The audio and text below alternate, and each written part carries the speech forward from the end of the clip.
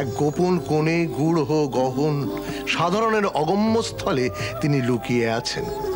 ভেতরে আমির হদিশ কেউ কি সহজে পায় না। অজ্ঞানের ভেতর নিজেকে ঢাকা দিয়ে রেখেছেন, আবরণের দ্বারা নিজেকে ঢেকে রেখেছেন, কিন্তু অনুমান করা যায় তিনি কোথায়। সেই জন্যই বলেছে গুহাহিতং, অর্থাৎ হৃদয় গুহাতে অবস্থিত। রানীমার কাছে নাকি এরেদার কৃষ্ণ কিশোর বাবু। এই তো তুমি, কেমন লোক গো তুমি! এখানে এসে বড় গিন্নি ছোট গিন্নি সবাইকে নিয়ে একবারে আসর মাতিয়ে দিয়েছো। এই গুহাহিতং অবস্থা কিরূপ? গহ্বরেষ্টং। কি কথা হচ্ছে গো?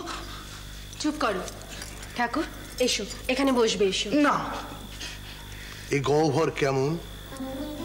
গহ্বর চারিদিকে দেয়াল, অন্ধকার, তার চারপাশে প্রাচীর, অজ্ঞানের বিষয়ের। এর কি কোনো প্রকাশ নেই? আছে, স্বপ্রকাশ। তাহলে আপনি যদি আত্মাকে জানতে চান তাহলে আপনার আত্মাতেই নিমজ্জিত হতে হবে। আত্মা? বুঝেছি।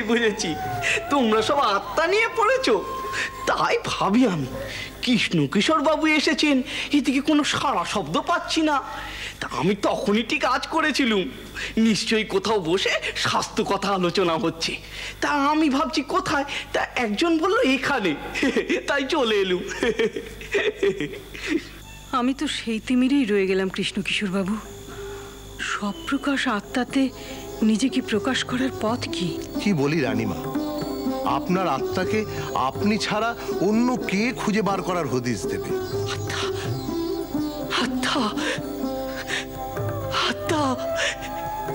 এখানে তুমি পাও ঠাকুর? ঠাউর করি। আমি কেন পাই না? ঢুকে যাও, নিবিষ্ট মতিতে ঢোকো। তুমি চলো তোমার ভেতরে, কাউকে সঙ্গে নিও না, তুমি একাই যেও। তোমার ভেতরের পথ তো চেনা গো। কি বলি রানীমা, আপনার আত্মাকে আপনি ছাড়া অন্য কে খুঁজে বার করার হদিস দেবে?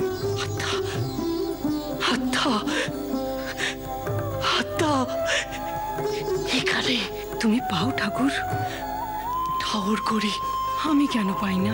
ঢুকে যাও, নিবিষ্ট মতিতে ঢোকো। তুমি চলো তোমার ভেতরে, কাউকে সঙ্গে নিও না, তুমি একাই যেও। তোমার ভেতরের পথ তো চেনা গো। আঁকা বাঁকা পথ পেরিয়ে লুকোনো গহ্বর। কোথায় রেখেছো তুমি তোমার আমিকে?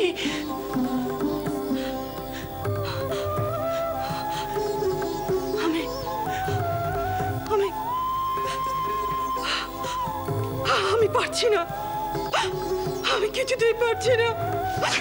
আমার মনে সব এলোমেলো চিন্তা আসছে, আমি কিছুতেই পারছি না, কিছুতেই না।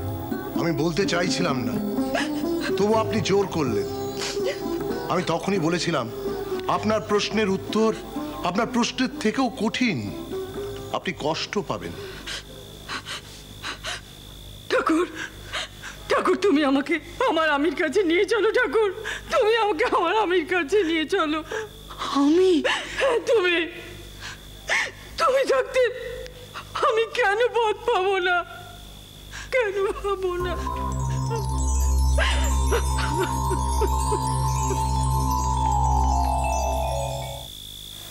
আমি দায়ী বড়বাবু, আমি দায়ী।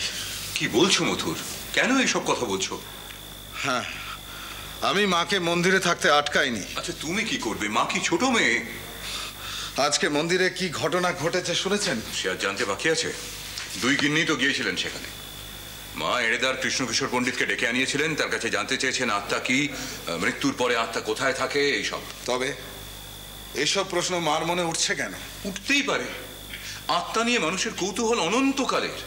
কিন্তু এখন এই সময় মার মনে এইসব প্রশ্ন জাগছে কেন?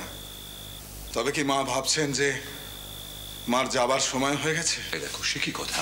না না, আমি আসলে কদিন ধরেই লক্ষ্য করছি যে মার শরীরটা ঠিক ভালো যাচ্ছে না। মানে নানান রকম ব্যাধির প্রকোপ দেখা দিচ্ছে মার দেহে। হয়তো উনি কাউকে জানতে বা বুঝতে দিচ্ছেন না। যাক, তবুও মন্দের ভালো, শেষকালে তোমার মুখ থেকে কথাটা কবুল হলো। এ বাড়িতে তো তুমি ঢাড়া না কাটলে অন্যের কথা বলে মানতেই পায়। আহ পদ্ম, কি বইছো কি? বড়বাবু, আমি এই জন্যই নিজেকে দায়ী মনে করছিলাম, কারণ মন্দির থেকে ফেরার পথে ছোটকে দিদি এইসব কথাগুলোই বলেছে। হ্যাঁ বলেছি, মা তো তোমাদের এখন দখলদারি। কথাটা যদি আমি ঘুরিয়ে বলি বড়দিদি, কি বলবি? ওটা মায়ের ওপর আমাদের দখলদারি নয়, তবে মা আমাদের মনে ঠাঁই নিয়েছিলেন। কেন কেন? পেয়েছিলেন বলে। আহা, কি স্বাদের কথা শোনালি রে। কেন, মা কি আমায় পেটে ধরেনি? তুই কি মায়ের মনের একাই ঠাঁই জানিস? আমি জানি না। আহ, কি আশ্চর্য! তোমরা থামবে? না, থামবো না। আজ এর একটা বোঝাপড়া আমি করবো। সত্যি? এই না হলে মেয়ে মানুষ।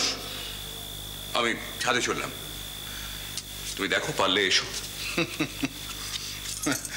দিদি, আপনি ঠিকই বলেছেন, ও ঠিক বলেনি। কারণ মায়ের কাছে আপনারা দুই মেয়েই সমান, মাও আপনাদের দুজনেরই। যদিও নানান ঘটনাচক্রে এবং আমাদের পারিবারিক দুর্ভাগ্যের কারণে আমরা মাঝে মধ্যে মাকে নিয়ে ভাগাভাগিতে মেতেছি, একে অন্যের থেকে মাকে সরিয়ে নিতে চেষ্টা করেছি, কিন্তু মার অটল ব্যক্তিত্বকে কিন্তু এক চুলও নড়াতে পারেনি। সেটা সম্ভবও ছিল না, কারণ এটা প্রমাণিত সত্য। রানী রাসমণির জীবনে বা বাতাবরণে যা যা কিছু ঘটেছে তা তিনি নিজেই ঘটিয়েছেন। কারুর প্ররোচনায় বা বুদ্ধিতে এক পা নড়ার মতো মহিলা তিনি নন। এতদিন যা ঘটে গেছে তা কিন্তু মাকে নিয়ে আমাদের ভাগাভাগিরই ফল, যেটা আমরা নিজস্ব বোধে কেউ হারা বা জেতা ধরে নিয়েছি। তারপর নিশ্চিন্তে থেকেছি এই ভেবে যে মাকে আমরা যত টুকরোই করি না কেন, টুকরোগুলো সবেই যানবাজারের ছাদের নিচেই থাকবে। আজ কিন্তু তা আর নয়, আজ কিন্তু সম্পূর্ণ অন্য অবস্থা। মা কিন্তু দক্ষিণেশ্বরে বেড়াতে যাননি, কদিনের তীর্থ ভ্রমণও সেটা নয়।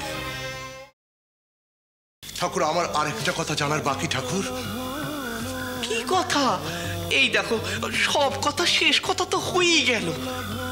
তোমার গুরু কার কাছে তুমি জীবতত্ত্বের, পরতত্ত্বের এমন জ্ঞান পেয়েছো? কার শিক্ষাতে তুমি কঠিন স্বাস্থ্যতত্ত্ব এমন জলের মতো প্রাঞ্জল করে নিয়েছো? কি প্রশ্ন করে বসলেন বলুন দেখিনি আপনি? নিত্য মননে নিত্য যুক্ত রহ, সত্য চিন্তনে ধ্যানে মগ্ন রহ, অচিন্ত পুলকে অনন্ত বাণী লহ, নিত্য শ্রবণে নিত্য যুক্ত রহ, সত্য চিন্তনে।